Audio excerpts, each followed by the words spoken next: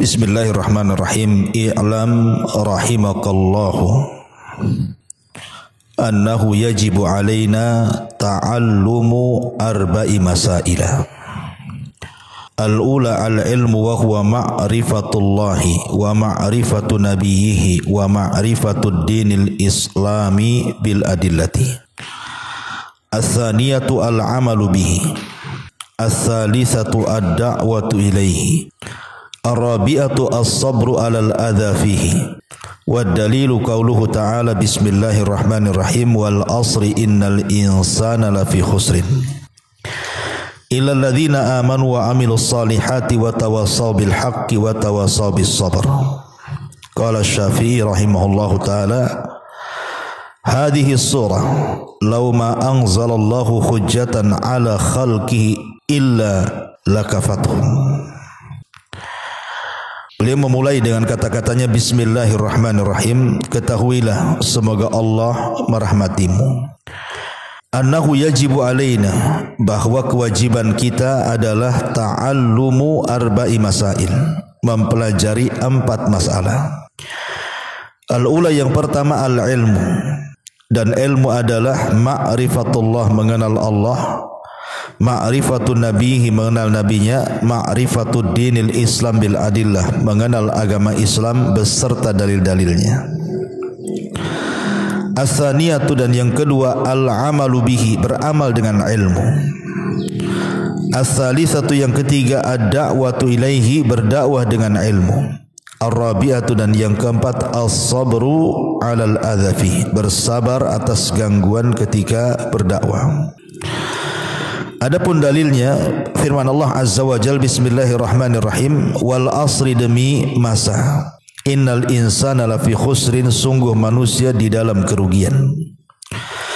Illal ladzina amanu, kecuali orang yang beriman, wa amilus salihat, dan beramal saleh, wa tawassaw bil haq, dan memberikan wasiat-wasiat kebenaran, wa tawassaw bis sabri, dan saling memberikan wasiat dengan kesabaran. Qala Syafi'i, berkata Imam Syafi'i Muhammad ibn Idris, hadhihi suratu, ini adalah surat, lau ma anzalallah, seandainya Allah tidak menurunkan hujjatan sebagai hujjah ala khalqi, bagi makhluknya, illa hiya, kecuali surat ini sajalah, kafathum, itu cukup bagi mereka.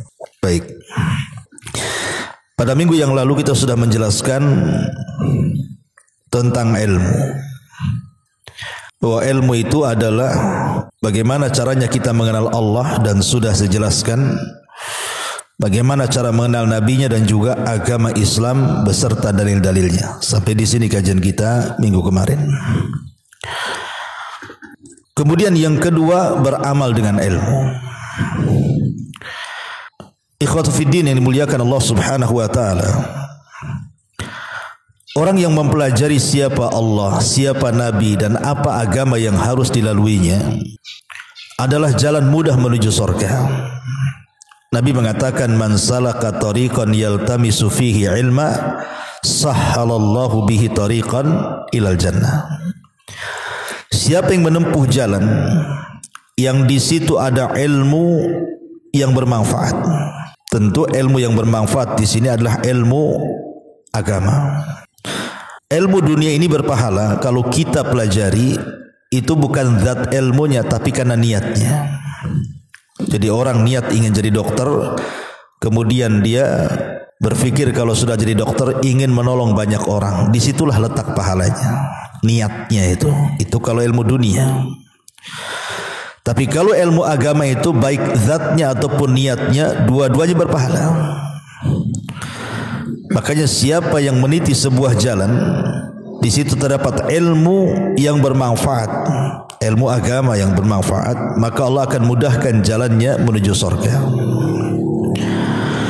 Karena ilmu sendiri mengangkat derajatnya. Makanya Nabi SAW tidak pernah meminta dari dunia sedikit pun dalam kehidupannya, kecuali hanya meminta tambahan ilmu. Dan itu Allah firmankan permintaan Rasul dalam Al-Quran, wa qul rabbi zidni ilma. Katakan ya Muhammad, ya Rabbku tambahkan untukku ilmu. Karena memang berbeda orang yang punya ilmu dengan orang yang tidak punya ilmu. Qul hal yastawil ladzina ya'lamuna wal ladzina la ya'lamun. Tidak sama orang yang berilmu dengan yang tidak berilmu. Makanya antum harus bedakan antara talabul ilmi dengan orang-orang yang di luar sana yang tidak talabul ilmi. Harus ada bedanya. Jangan enggak ada bedanya kita dengan mereka. Harus beda, dari bicaranya pun beda, dari tingkah laku pun beda, dari perpakaian pun beda, dan begitu seterusnya. Itu menandakan orang yang berilmu. Tapi kalau sama saja dengan yang di luar sana, orang-orang awam, nggak ada gunanya belajar. Karena harus ada perbedaan. Kenapa harus ada perbedaan antara orang yang punya ilmu dengan orang yang tidak? Karena orang yang punya ilmu itu punya rasa takut dalam hatinya. Allah mengatakan, innama yahshallahu min ibadihil ulama. Jadi orang yang takut itulah karena mereka punya pengetahuan. Kenapa orang yang berilmu takut sementara orang yang tidak berilmu tidak takut? Karena orang yang berilmu tahu apa yang ditakutkan bagi dia, sementara orang jahil tidak tahu apa yang ditakutkan. Makanya mereka gak takut. Lah karena ilmu itu yang membawa rasa takut, maka terbedakanlah mana yang berilmu, mana yang tidak. Apalagi orang yang berilmu itu akan diangkat derajatnya. Bersyukur kita bisa belajar. Karena Allah mengatakan, yarfa'illahu alladhina amanu minkum walladhina utul ilma darajat. Allah mengangkat derajat orang yang beriman di antara kalian dan orang-orang yang berilmu di antara kalian beberapa tingkatan. Ini tentang pentingnya ilmu.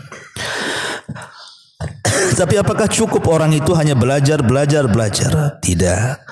Harus ada yang keduanya. As-saniyatu al-amalu bihi. Jadi ilmu akan bermanfaat kepada kita.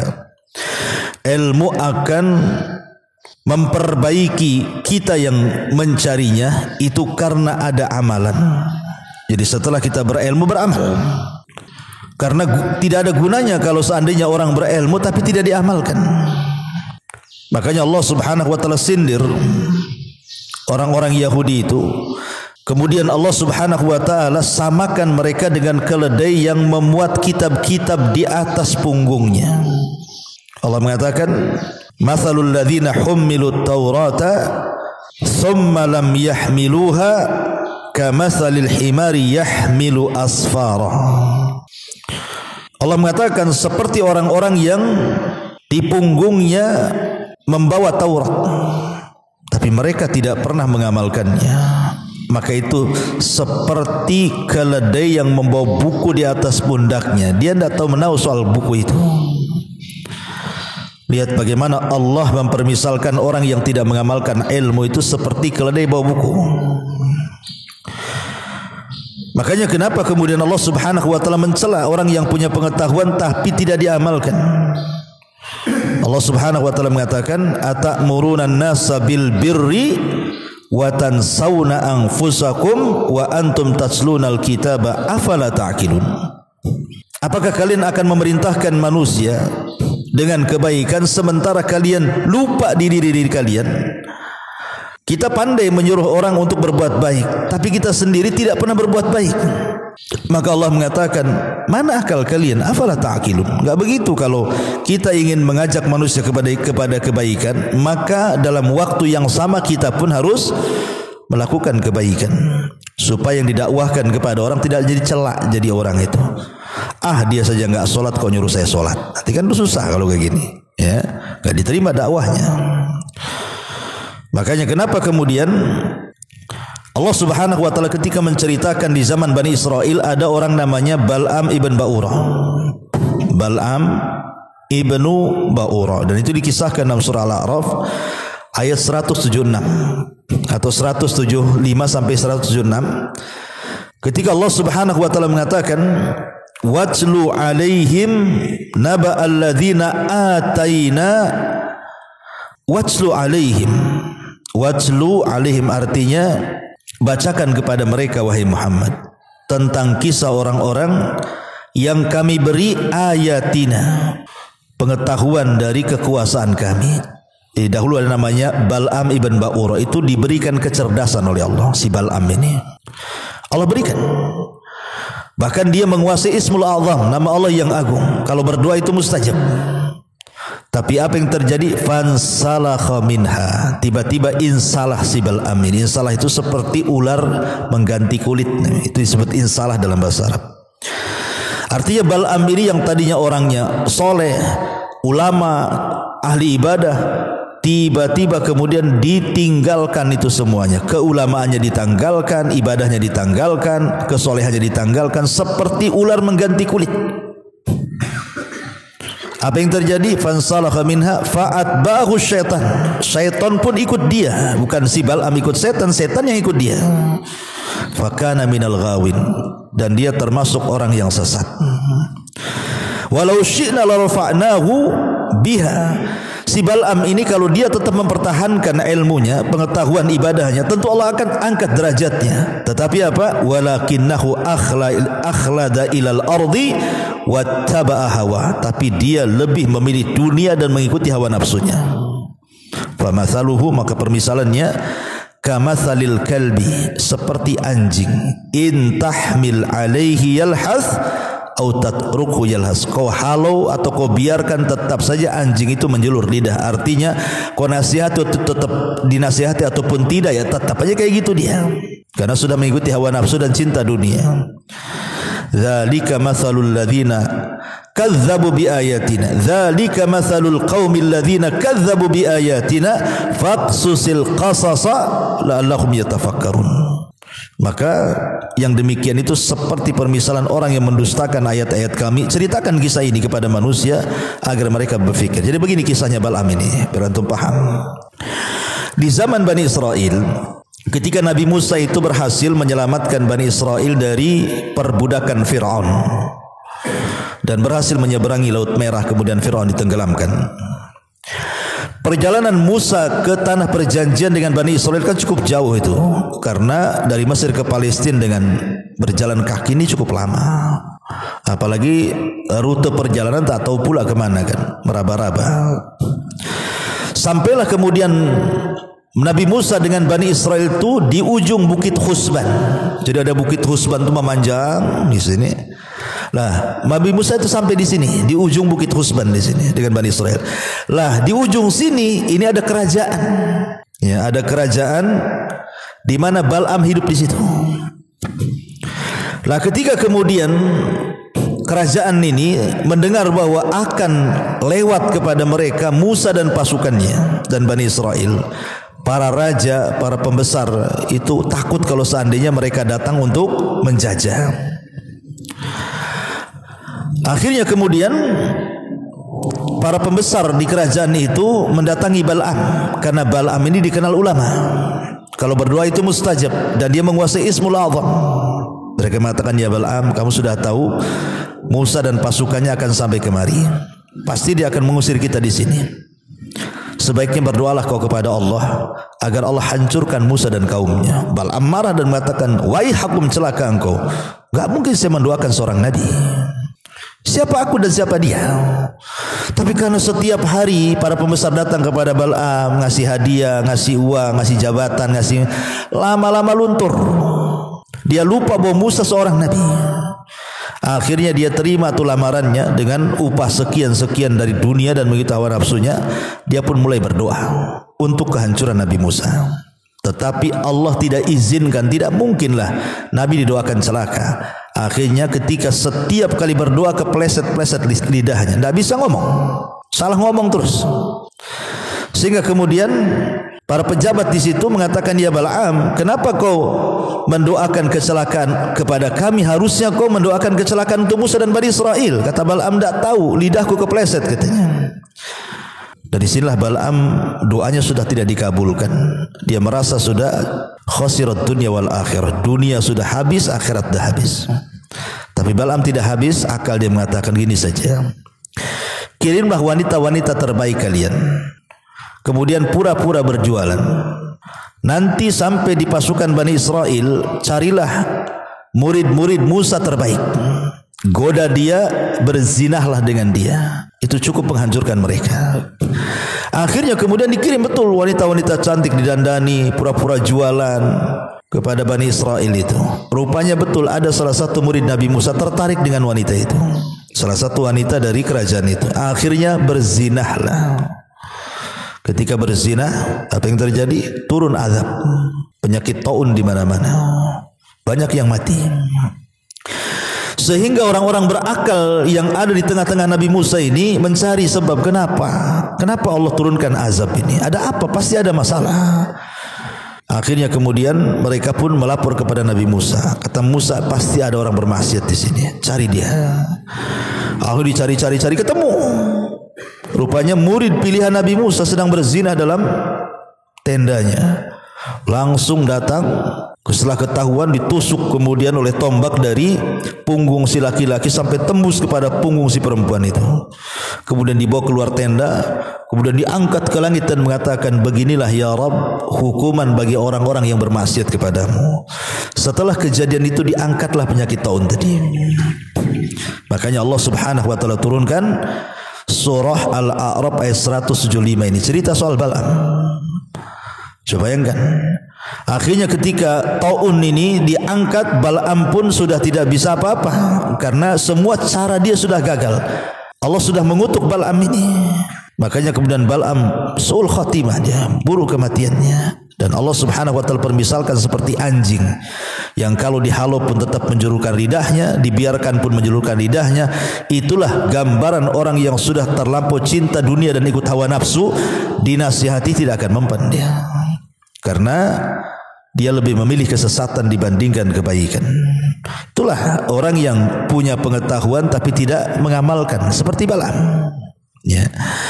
Ma'asyiral muslimin, ikhwata fiddin muliakan Allah Azza wa Jalla. Dan perlu diketahui juga, kita tahu bahwa Imam Bukhari membuat bab dalam sahihnya, bab al-ilmu qabla al-qawli wal amal. Bab berilmu baru berkata-kata dan beramal.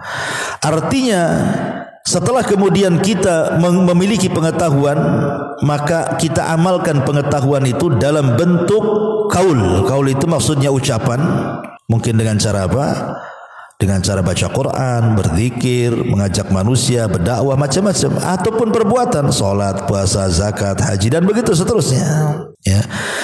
Karena amal soleh itu, apa sih definisi amal soleh itu? Definisi amal soleh itu adalah orang yang berusaha untuk melaksanakan yang wajib dan meninggalkan yang haram.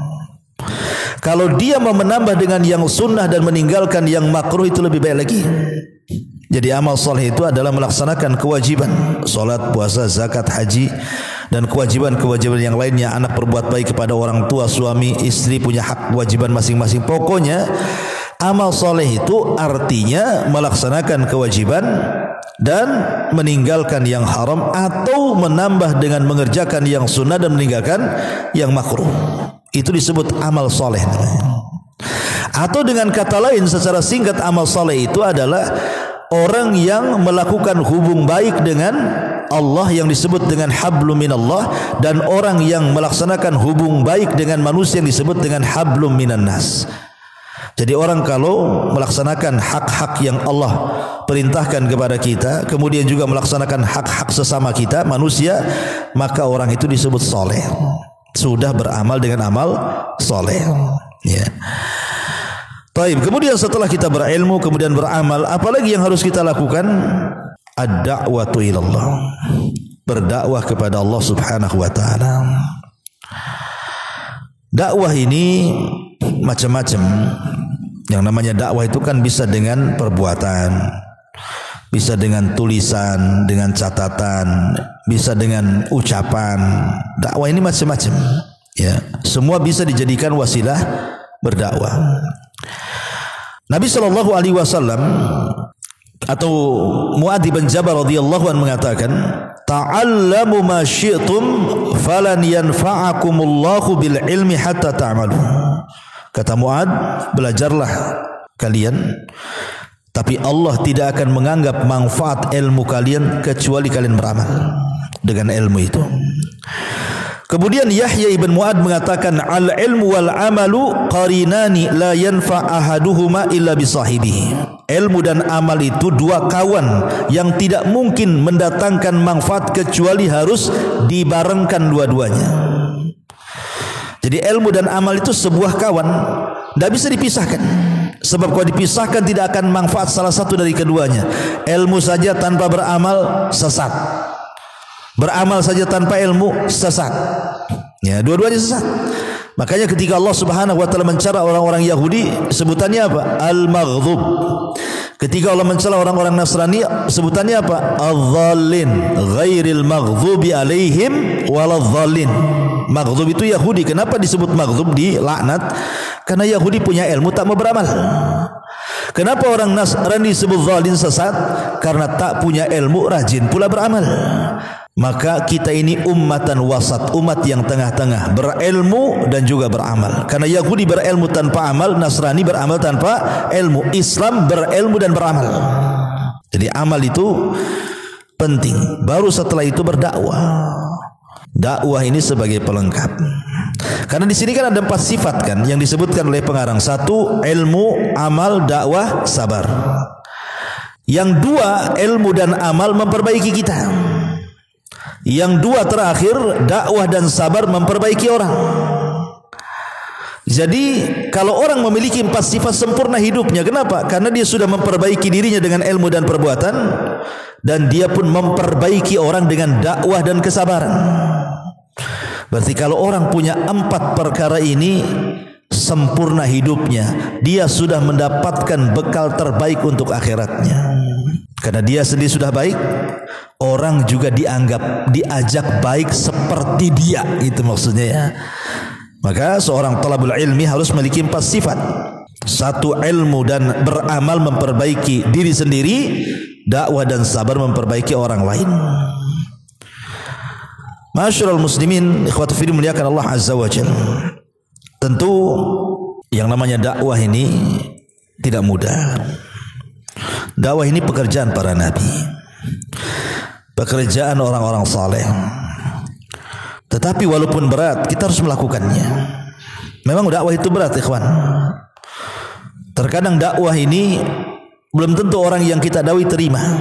Terkadang dia marah, bahkan menyakiti kita. Lihat Rasul dan para sahabatnya dicaci, dimaki, dikatakan gila, dikatakan tukang syair, dikatakan perancang syair, dikatakan tukang tenun, pemecah belah, macam-macam. Bahkan sampai terjadi pengusiran, bahkan sampai terjadi upaya pembunuhan. Itulah konsekuensi dakwah. Makanya kenapa? Karena konsekuensi dakwah itu berat. Di situ diperlukan apa? Yang keempat, sabar. Ya, sabar itu penting dalam berdakwah. Sebab kalau orang tidak sabar, baik ketika mencari ilmu, baik ketika mengamalkan ilmu, baik ketika berdakwah, tidak akan jadi itu. Makanya antum harus sabar. Kalau antum sabar dapat ilmu, kalau enggak sabar enggak dapat ilmu. Lah sabar sendiri terbagi menjadi 3 menurut para ulama. Pertama, as-sabru ala ta'ah, sabar di atas ketaatan. Yang kedua, as-sabru ala al-ma'siyah. Yang ketiga, as-sabru ala al-adhafi. Jadi sabar di atas ketaatan, sabar ketika meninggalkan kemaksiatan, dan sabar ketika menghadapi qada dan qadar. Dan yang paling tinggi adalah sabar ketika melaksanakan ketaatan. Seperti antum duduk di majelis taklim ini harus sabar. Karena ini sabar paling tinggi. Betapa banyak orang-orang yang tidak mau hadir di majelis taklim karena mereka tidak sabar. Jadi harus ada kesungguhan. Makanya sabar tingkat tinggi itu kalau dia bisa sabar ketika melaksanakan ketaatan. Ya karena ada gerak, harus gerak, dilawan hawa nafsu itu. Baru yang kedua, tingkatan yang kedua, sabar ketika meninggalkan maksiat. Kenapa sabar ketika meninggalkan maksiat di bawah sabar ketika kita melaksanakan ketaatan? Karena meninggalkan maksiat itu tidak harus bergerak, diam saja. Ayo kita minum, diam aja antum, itu sudah meninggalkan maksiat. Tapi kalau sabar melaksanakan ketaatan tidak bisa diam, harus gerak. Ayo sholat ke masjid, ya harus jalan ke masjid. Tapi kalau ayo kita ini melaksanakan maksiat kemudian diam, ya nggak jadi maksiat. Makanya di situ sabar di atas ketaatan itu lebih tinggi karena ada pergerakan di situ. Tapi meninggalkan maksiat cukup diam saja. Baru yang terakhir, sabar ketika menghadapi qada dan qadar. Ya namanya orang itu bisa sakit, bisa sehat, bisa bangkrut, bisa kaya, bisa senang, bisa susah. Itu semua takdir dari Allah, harus sabar. Lah 4 perkara ini Allah rangkum dalam 1 surat yang disebut dengan suratul Asr di Quran itu ikhwan. Surat yang paling pendek berapa ayat? Surat yang paling pendek itu terangkai 3 ayat saja, dan itu ada di 3 surat. Siapa yang tahu? Pertama, suratul Asr 3 ayat, wal asri innal insana lafi khusrin illa alladhina amanu wa amilus solihat wa tawassaw bil haqq wa tawassaw bis sabr. Yang kedua, surat apa yang 3 ayat? An-Nasr, idza jaa nasrullahi wal fath wa ra'aitan nas yadkhuluna fi dinillahi afwaja fasabbih bihamdi rabbika wastaghfir innahu kana tawwaba. Yang ketiga surah Al-Kautsar, inna a'tayna kal kautsar fasholli li rabbika wanar inna syani'aka wal abtar. Inilah surat terpendek dalam Quran, cuma 3. Jadi kalau ditanya surat paling pendek dalam Quran berapa? 3. Pertama An-Nasr, yang kedua Al-Asr, yang ketiga Al-Kautsar. Nah, itulah surat terpendek dalam Quran. Ya. Lah dalam surat terpendek dalam Quran ini wal asr, Allah kumpulkan 4 sifat itu. Wal asri, demi waktu, demi masa. Karena kita bergelut dengan waktu, hari-hari kita dengan waktu. Dari detik ke menit, dari menit ke jam, dari jam ke hari, dari hari ke pekan, ke bulan, ke tahun, dan begitu terulang setiap bulan, setiap tahunnya. Kemudian innal insana lafi khusrin. Asal manusia itu di dalam kerugian. Dia nggak bisa keluar dari kerugian. Karena asal manusia itu yang jahat lebih banyak dibandingkan yang baik. Makanya ketika Nabi SAW bersabda tentang kisah Nabi Adam, nanti Nabi Adam pada hari kiamat akan dipanggil oleh Allah. Kemudian Allah mengatakan, ya Adam, keluarkan utusan-utusan dari keturunanmu yang akan menjadi penghuni neraka. Wahai Adam, keluarkan dari umatmu utusan-utusan yang akan menjadi penghuni neraka. Dari setiap 1999 masuk neraka, 1 masuk surga. Coba di sini lihat. Kata Allah, keluarkan dari 1000 anak turunan Adam itu 999 masukkan ke neraka. 1 masukkan ke surga. Artinya penghuni neraka lebih banyak dibandingkan penghuni surga. Karena 1 banding 999. Ada yang mengatakan hadis ini bercerita tentang Ya'juj wa Ma'juj. Ya'juj dan Ma'juj, sebuah kabilah yang akan muncul di akhir zaman. Sekarang sudah ada, tapi tidak bisa keluar karena tertembok dengan dinding yang pernah dibangun oleh Raja Dzulqarnain. Entah mereka di mana, wallahu alam. Tapi Ya'juj dan Ma'juj ada di bumi ini. Di benua mana, wallahu alam, karena Rasul tidak menyebutkannya. Cuman Quran mengisyaratkan terdapat dalam surah Al-Kahfi. Ketika Dzulqarnain melakukan perjalanan ke 3 arah itu, tiba-tiba arah yang ketiga dia mendapatkan kaum yang tidak bisa dipahami bahasanya. Ngomong apa orang ini saya nggak paham, sampai harus menggunakan 10 penerjemah dari satu bahasa ke bahasa berikutnya, dari bahasa berikutnya ke bahasa berikutnya, sampai setelah 10 bahasa baru paham Dzulqarnain maunya kaum itu apa. Rupanya kaum itu mengeluh bahwa dia diserang oleh Ya'juj dan Ma'juj. Akhirnya kemudian Nabi Sulaiman pun ingin menyelamatkan kaum itu, dibuatlah dinding dari tembaga setinggi gunung, sehingga mereka tidak bisa keluar sampai kiamat dibangkitkan, dan mereka akan keluar sebagai tanda-tanda kiamat besar. Dan mereka memiliki usia panjang. Lah Ya'juj dan Ma'juj itu jumlah mereka lebih banyak dibandingkan jumlah kita. 1 dari kita, 999 dari mereka. Jadi kalau mereka dikeluarkan, dinding itu dijebol pada hari kiamat, kemudian mereka itu keluar seperti Allah katakan min kulli hadabin yansilun. Mereka keluar seperti air bah yang turun dari gunung saking banyaknya. Maka kata Rasul, kalian tidak mungkin menghadapi mereka, karena mereka kaum yang tidak bisa dibunuh dan tidak bisa diperangi. Sampai Isa disuruh oleh Allah, sebaiknya jangan lawan, selamatkan orang-orang yang beriman sembunyi di Bukit Tur, karena tidak bisa dilawan. Macam mana mau lawan 1 lawan 999? Antum lawan 5 orang aja keok, mau lawan 999 pula, gimana cara ngelawannya? Ya. Makanya Nabi Musa, Nabi Isa disuruh sembunyi di Bukit Tur. Lalu bagaimana cara menghancurkan Ya'juj dan Ma'juj? Tidak ada yang bisa menghancurkan. Yang menghancurkan hanya Allah. Maka dikirimlah dud semacam naghab, ulat. Itulah yang dengan ulat yang menjadi wabah di tengah-tengah Ya'juj dan Ma'juj. Itulah itu yang membunuhnya. Ulat itu menggigit tengkuknya. Satu mati seperti gardu listrik. Dimatikan, mati semua lampunya. Satu mati Ya'juj Ma'juj, semua mati dalam satu waktu.